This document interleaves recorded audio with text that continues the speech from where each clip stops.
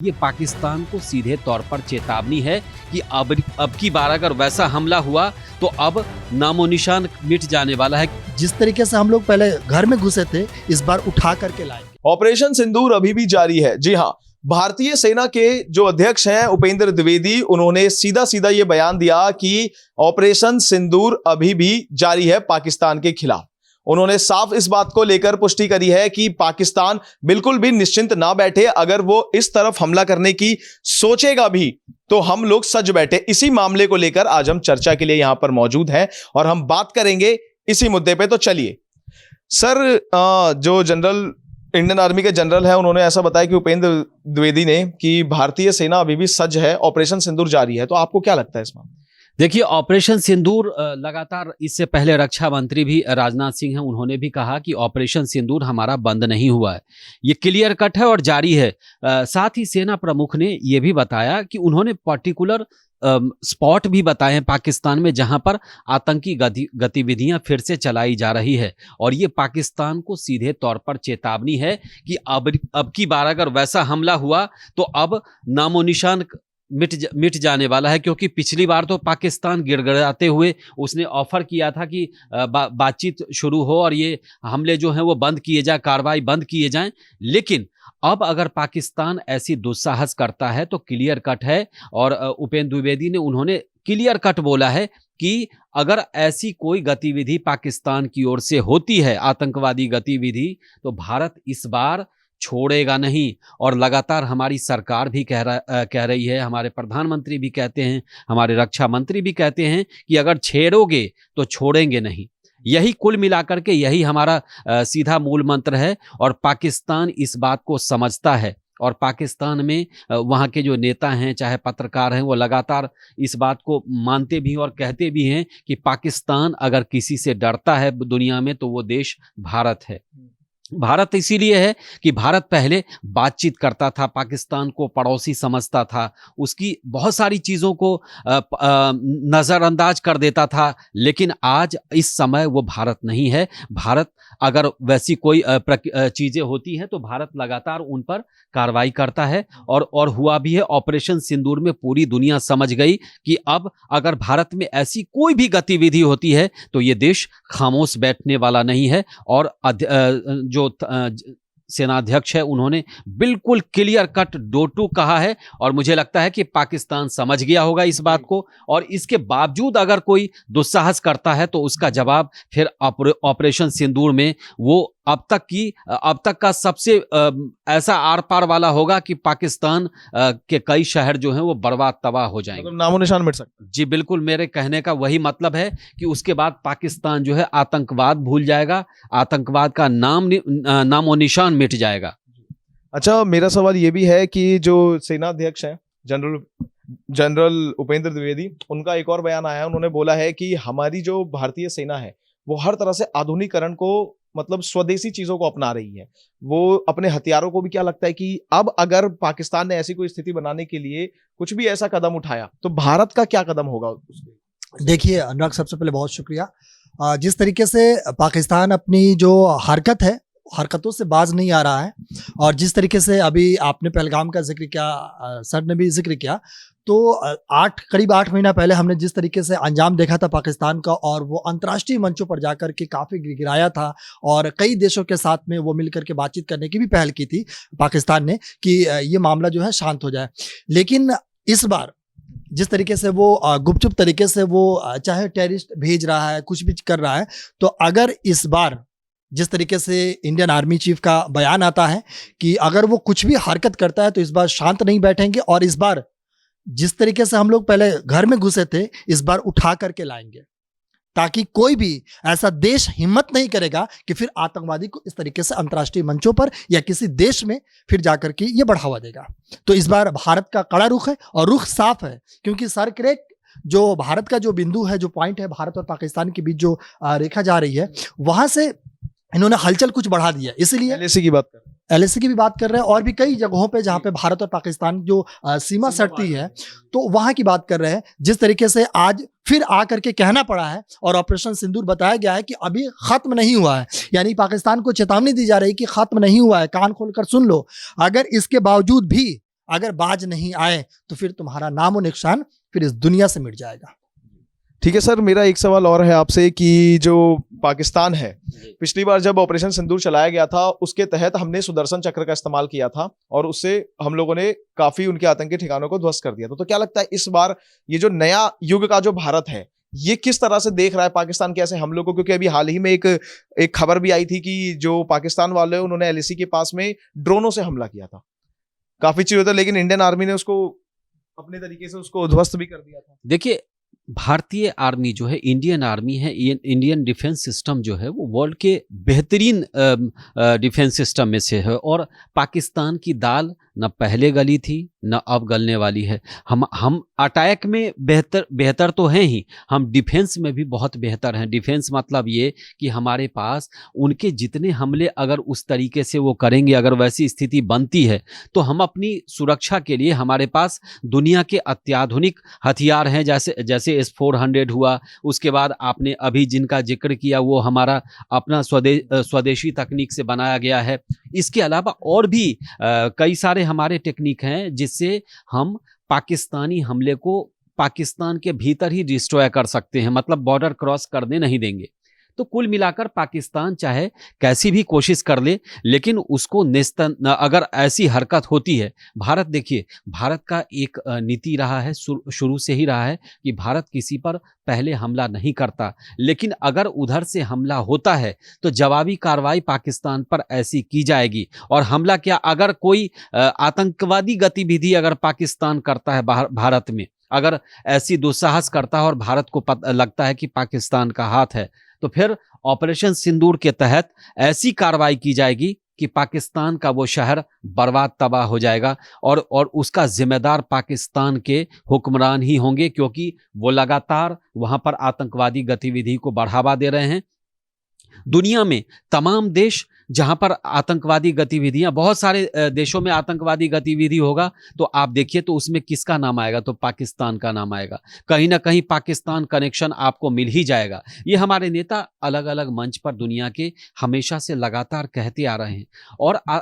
और सबसे बड़ी बात है कि आतंकियों का कनेक्शन जो है वो पाकिस्तान से ही क्यों मिलता है? इसीलिए मिलता है कि पाकिस्तान सरकार वहाँ जो आतंकवादी होते हैं उनको वहाँ पर समाज सेवी कहती है, चाहे हाफिज सईद हो, चाहे मौलाना मसूद अजहर हो, ये सब आतंकी नहीं है वहाँ पर। पाकिस्तान में समझ लीजिए कि पाकिस्तान में इनको समाज सेवी के तौर पर इनका सम्मान किया जाता है। तो जिस देश में आतंकवादी का सम्मान होता हो, अभी 2 दिन पहले मौलाना मसूद अजहर ने फिर से जहर उगले हैं, तो कुल मिलाकर के है कि ये सब जहर उगलना, भारत के खिलाफ बोलना, आतंकवादियों को शह देना, ये इसी सब चीज को लेकर के भारत लगातार उन पर नजर रखता है। इसीलिए ऑपरेशन सिंदूर ओपन है। कभी भी अगर पाकिस्तान की ओर से ऐसा कोई दुस्साहस होता है कहीं भी किसी भी तरीके का, तो भारत मुंह तोड़ जवाब देगा, ऐसी कार्रवाई करेगा कि पाकिस्तान फिर दूसरी आगे 10 बार सोचेगा ऐसी गतिविधि करने में। क्योंकि पाकिस्तान तो रुकने वाला है नहीं, वो ऐसे हमले कर रहा है। ये जो इसकी गीदड़ भपकियां चल रही है, जैसे कि अभी सर ने बताया कि मसूद अजहर का भी एक ऑडियो भी आया था, उसने भी ऑडियो में बताया कि मतलब हमारे पास काफी सारे ऐसे फिदायनी हैं जो भारत के लिए सज हो रहे हैं, तैयार हो। तो कैसे देखते हैं आप? देखिए, सबसे पहली बात है कि भारत के लिए पाकिस्तान कोई बड़ी बात नहीं है, चुटकी का खेल है, जब चाहे रातों रात खत्म हो सकता है। लेकिन हम लोग जो भारत है वो पूरी दुनिया में अपनी जो छवि है वो शांति प्रिय के तौर पर देख रहा है अपनी भारत। तो भारत के लिए ये कहीं से भी ये नहीं है कि भारत इनसे मुकाबला नहीं कर पाएगा, ये नहीं कर पाएगा। वो बस कह रहे हैं ना, नहीं कहते अरे ये तो बाएं हाथ का खेल है, बस कह रही है चुटकी का खेल है, पाकिस्तान यूं गया। जिस तरीके से हमने देखा कि अभी वेनेजुएला के जो राष्ट्रपति थे वहां से उठा करके जिस तरीके से ट्रंप अपने देश ले गए, तो हम लोग पाकिस्तान में इतनी शक्ति है कि हम लोग के इंडियन आर्मी के पास कि चुपके से किसी को जानकारी नहीं होगी, पाकिस्तान में घुस करके सारे आतंकवादियों को ढेर करके फिर वापस आ सकते हैं, इतनी ज्यादा है। लेकिन हम लोग बार बार मंचों से कह रहे हैं, रिक्वेस्ट कर रहे हैं कि तुम अपनी जो है अर्थव्यवस्था पे काम करो, लोगों की भलाई पे काम करो, ना कि टेररिस्ट के ऊपर खर्च करो। क्योंकि अगर टेररिस्ट के ऊपर आप खर्च कर रहे हो तो इसका खामियाजा भले ही जिस तरीके से पहलगाम में हो या छोटी छोटी जगहों पे आतंकवादी हमले होते हैं, तो इसमें भले ही आप हो, लेकिन जिस दिन भी अगर लग जाएगा कि तुम्हें खत्म करना है तो ऑपरेशन सिंदूर जारी है ही, और कभी भी खबर आ सकती है कि देखिए आप पाकिस्तान इस देश में या इस दुनिया में नहीं रहा। एक चीज और मैं बताना चाहूंगा जी सर। कि आप देखिए भारत की पाकिस्तान से तुलना हो ही नहीं सकती, क्योंकि हम चौथी अर्थव्यवस्था है दुनिया में, आप चौथे नंबर की अर्थव्यवस्था है। अभी हमने हाल में पछाड़ा है, जापान को पछाड़ा है। तो आप समझ लीजिए कि हमारा क्या चौथे नंबर की अर्थव्यवस्था है और हम आगे और लगातार जा रहे हैं। हमारा जो जीडीपी है वो लगातार बेहतरीन संकेत दे रहा है। दुनिया की तमाम एजेंसियां कह रही हैं कि भारत अगले 5 साल में बहुत ऊपर जाने वाला है। इस सब के बावजूद पाकिस्तान क्या है? पाकिस्तान के पास एक बेहतरीन कटोरा है। वो कटोरा लेकर दुनिया के तमाम देशों में जाता है कि हमको इतना लोन दे दो, इतना फंड दे दो। ठीक है, अभी अमेरिका ने थोड़ी तवज्जो दे दी है, लेकिन तवज्जो किस लिए दी है? अपने फायदे के लिए दी है। लेकिन पाकिस्तान की हैसियत क्या है आप समझ जाइए। कभी चाइना आके हड़का देता है, कभी अभी हाल ही में उनसे जो उनका जो रोड मैप है उस पर लेकर के चाइना ने अभी हड़काया है कि हमारे जो वहाँ स्टाफ हैं उनको सुरक्षा क्यों नहीं दी जा रही है। बहुत सारी चीज़ें पाकिस्तान को बोला है। जब चाहते हैं ट्रंप बुला लेते हैं, तो यहाँ इनके हुक्मरान वहाँ पहुँच जाते हैं, सेनाध्यक्ष पहुँच जाते हैं। लेकिन इन सब के पीछे अमेरिका का अपना हित होता है, चाइना का अपना ही हित है। वो वन वे वन रोड वाला जो उनकी योजना है वो पाकिस्तान से होकर के ही सड़क जाती है। तो सबका अपना अपना हित है, लेकिन पाकिस्तान एक इन सब के बीच में पिसता हुआ रहता है और उसी का फायदा भी ले लेता है। कभी चाइना हड़काता है, कभी अमेरिका उससे सवाल पूछ लेता है, कभी अमेरिका उसको उसके लिए अच्छी अच्छी बातें करने लगता है, कभी चाइना उसके लिए अच्छी बातें करता है। लेकिन भारत का उससे कोई मुकाबला नहीं है। भारत हर देश, चाहे वो चीन हो, चाहे अमेरिका हो, चाहे रूस हो, रूस हमारा बहुत अच्छा दोस्त है, लेकिन हम इन सब बड़े देशों से, जो बड़े बड़े आर्थिक साम्राज्य वाले देश हैं, हम सबसे आंखों में आंख डालकर बराबरी के दर्जे से बात करते हैं। यही भारत और पाकिस्तान में अंतर है। पाकिस्तान आपको हर मोर्चे पर पिछलग्गू दिखेगा, क्योंकि पाकिस्तान को लालच है पैसा मांगने की, उधार मांगने की। भारत जो है इस समय ग्रोइंग इकोनॉमी है और चौथी अर्थव्यवस्था है, तो हर दुनिया का हर देश भारत के साथ व्यापार करना चाहता। अभी 2 दिन पहले भारत के साथ जो डील हुई है, इसके अलावा यूरोपियन यूनियन के साथ भी हमने बहुत अच्छी डील की है। अमेरिका से भी बातचीत का अब दौर शुरू होने वाला है, चाहे शुरू हो चुका है, और मुझे लगता है कि वो ट्रेड डील भी फाइनल हो जाएगा। तो दुनिया का हर देश, चूंकि हम सबसे ज्यादा कंज्यूमर हमारे देश में है, समझ रहे हैं, तो हम एक तरीके से पूरी दुनिया को के लिए इम्पोर्टेंट है, लेकिन पाकिस्तान पूरी दुनिया के लिए इम्पोर्टेंट नहीं है। और पाकिस्तान का हर देश, दुनिया के तमाम देशों में वो इज्जत नहीं है, क्योंकि वो आतंकवादी सप्लायर है। और हम जो है अच्छे सामान भेजते हैं, अच्छी नीयत से भेजते हैं। हमारे जो संस्कार हैं, हमारी आस्था है, हमारा जो आप समझ लीजिए भारत की मिट्टी है, यहाँ पर हर कोई, जो दूसरे धर्म के लोग भी हैं वो भी आते हैं। महाकुंभ इसका सबसे बेहतरीन उदाहरण है। तभी कहा जाता है कि विविधता का देश है भारत। तो भारत के लिए, भारत दुनिया के लिए वाकई में सोने की चिड़िया है। लेकिन पाकिस्तान क्या है, वो आप बारूद का ढेर शुरू से ही रहा है और आगे भी कोई संभावना नहीं है, क्योंकि वहाँ का जो सेंटीमेंट है वो भारत विरोधी सेंटीमेंट है। इसी पर वहाँ चुनाव जीता जाता है, चुनाव हारते इसी पर हैं, जो ज़्यादा सेंटीमेंट का इस्तेमाल कर दे। लेकिन भारत में पाकिस्तान को लेकर बहुत ज़्यादा ये नहीं रहता। हाँ, उसे सतर्क भारत जरूर रहता है, क्योंकि आप अपना पड़ोसी जो है बदल नहीं सकते। पाकिस्तान ही आपका पड़ोसी रहेगा, चाहे कुछ भी हो जाए। इसीलिए भारत सतर्क रहता है और सतर्क रहने की ज़रूरत भी है। और ऑपरेशन सिंदूर आपका चालू है, इसीलिए पाकिस्तान को ऐसी हरकत भविष्य में नहीं करनी चाहिए। ये हमारी उनको भी सलाह है। बिल्कुल, हरीश सर ने बहुत अच्छी बात कही है कि जिस तरीके से इन्होंने कहा है अभी, तो आलमा इकबाल ने भी बहुत अच्छी बातें कही है और उन्होंने कहा है कि सारे जहां से अच्छा और हिंदुस्तान हमारा। तो मुझे लगता है कि पाकिस्तान की चर्चा इसलिए होती है क्योंकि वो हिंदुस्तान का पड़ोसी है।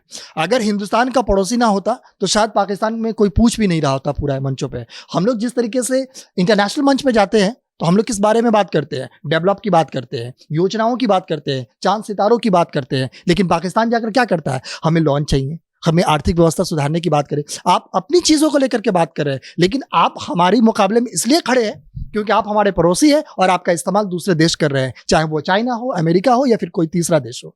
लेकिन पाकिस्तान जैसे कंट्री, चाहे जितनी इसकी अर्थव्यवस्था है, अगर बाकी दुनिया के तमाम देशों में आप देखेंगे तो इससे बड़े बड़े अर्थव्यवस्था और उसकी कोई चर्चा नहीं है। तो बहुत अच्छी बात है हरीश जी ने कही है। और मुझे लगता है बस एक ही बात है कि सारे जहां से अच्छा और हिंदुस्तान हमारा, और पाकिस्तान की इसलिए चर्चा होती है क्योंकि वो हिंदुस्तान का पड़ोसी है। और ये ना हो तो शायद पाकिस्तान को कोई पूछेगा भी नहीं। अभी भी वक्त है कि पाकिस्तान अपनी चीज़ों को, अपनी आदतों से सुधार ले, अपनी बाज आ जाए और मिल करके काम करे, ताकि जिस तरीके से जो अखंड महाद्वीप है वो चीज़ें पूरी हो। लेकिन पाकिस्तान के जो कुछ हुक्मरान हैं वो शायद ये पूरा नहीं होने देगा। जिस तरीके से हरीश जी ने कहा कि पाकिस्तान के जो इलेक्शन होते हैं वो होते हैं कि हम हिंदुस्तान के मुद्दे पर होते हैं, कि हम हिंदुस्तान को ये कर देंगे, वो कर देंगे। लेकिन आपने कहीं कभी भी शायद देश के कोई एजेंडे नहीं है नहीं है। हम लोग जब आज़ाद हुए तब से लेकर के अभी तक ऐसा शायद कोई इलेक्शन नहीं होगा जिसमें हम लोग ये मुद्दा रखें कि अब की बार जो इलेक्शन है वो पाकिस्तान के मुद्दे पे होगा। ऐसा कोई इलेक्शन नहीं लड़ा गया है। हम लोग के इलेक्शन के चुनाव के मुद्दे क्या होते हैं? रोजगार, व्यवस्था और भी जो डेवलप की चीजें हैं उस पर ज्यादा होती हैं। तो मुझे लगता है कि पाकिस्तान पे चर्चा करना बेहद फिजूल है और इस पर नहीं होनी चाहिए पाकिस्तान की चर्चा। लेकिन पाकिस्तान को ये समझना चाहिए कि इस तरीके की चीज़ें करके क्या आप हासिल कर लेंगे, कुछ आपको फ़ायदा तो नहीं होता है, बस वही सियासत, चंद मुट्ठी भर की जो चीज़ें होती हैं वही फ़ायदा होता है। तो इससे बाज आइए और जो अमन चैन का जो देश है वो बनिए और अपने देश को नाम आगे करिए, GDP को आगे लेकर जाइए और जो पाकिस्तान के अवाम है उसको खुश रखिए। आप देखिए ना वहाँ पे आटे चावल की कीमत कितनी ज़्यादा है, रोज़मर्रा की जो चीज़ें उसकी कीमत कितनी ज़्यादा है। वो भारत से मुकाबला करेगा? कभी नहीं हो सकता, कभी कदापि हो ही नहीं सकता, ऐसा कभी है ही नहीं, असंभव इसको कह लीजिए। अच्छा, मेरा एक आखिरी सवाल है। ये सवाल ये है कि अभी आपने विदेशी ताकतों के बारे में बात करी, तो हम अगर ये एक बात है कि जब पिछली बार जब ऑपरेशन सिंदूर चलाया गया था पहलगाम अटैक के समय, उस समय ऐसा भी एक खबर सामने आई थी कि अमेरिका ने इनको फंड दिया और जो चाइना वाले हैं इन्होंने हथियार भी सप्लाई करे। तो इस पे आपको क्या लगता है कि अब अगर ऐसा हुआ, ऑपरेशन सिंदूर तो जारी है, ये बात तो हो गई, ठीक है, अब इसके बाद आपको क्या लग रहा है कि अब अगर ऐसा कुछ हुआ तो ये साथ देंगे या फिर? देखिए, अमेरिका ने डायरेक्टली फंड नहीं दिया, वो मॉनेटरी एजेंसी है उसके थ्रू उनको लोन मिला है, अमेरिका ने नहीं दिया, IMF के थ्रू मिला है। दूसरा है कि चाइना ने मदद की थी, आर्थिक तौर पे नहीं, उन्होंने टेक्नोलॉजी में मदद की थी, जैसे भारत का बहुत सारा चीज़ जो है उन्होंने उस दौरान बताया था।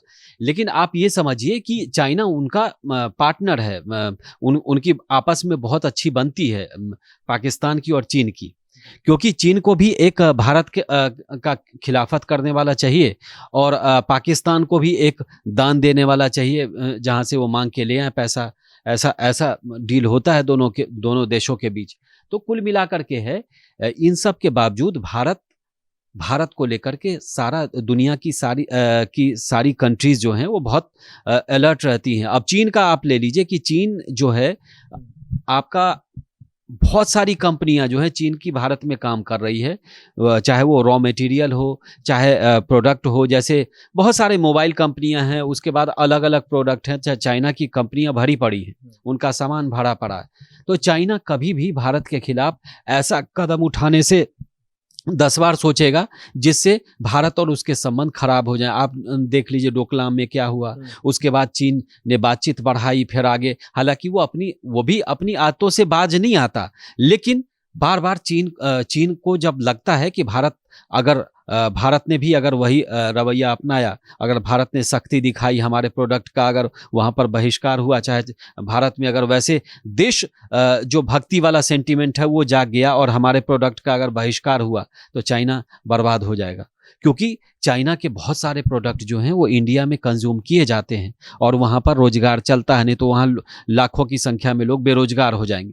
तो मुझे लगता है कि ये कंट्री सब काफ़ी सतर्क रहती हैं, हालांकि गतिविधियाँ उल्टा सीधा करती रहती हैं, चीन भी है चाहे अमेरिका भी, लेकिन ये सब जो है उपभोक्ता जो है, आपको सबसे ज़्यादा कंज्यूमर का देश जो है वो भारत कहा जाता है।